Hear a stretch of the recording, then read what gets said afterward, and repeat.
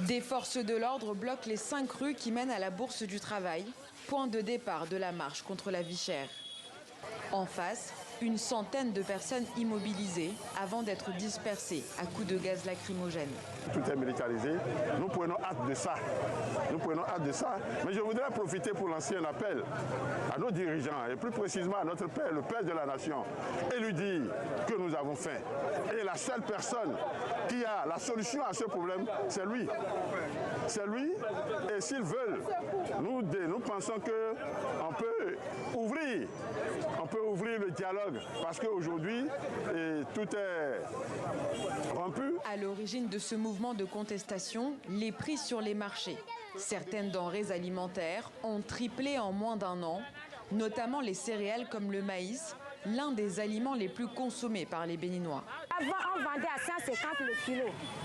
Avant, à 150, maintenant, c'est à 400 le kilo. Ça augmente à 250. Le sac qui compte 100 kilos, c'était à 15 000. Maintenant, c'est à 35 000. Ça augmente combien de 20 000 de prix. Pour ce docteur en sciences économiques, pour comprendre cette hausse des prix, il faut regarder du côté des enjeux politiques et climatiques. La fermeture des frontières entre le Niger et le Bénin, jusqu'à un passé récent, même si d'autres estiment que les frontières sont toujours fermées du côté du Niger. Nous avons également le phénomène du changement climatique qui affecte le rendement de l'agriculture, qui est un secteur d'activité principal pour les Africains, qui repose d'ailleurs leur développement économique, social et humain sur ça.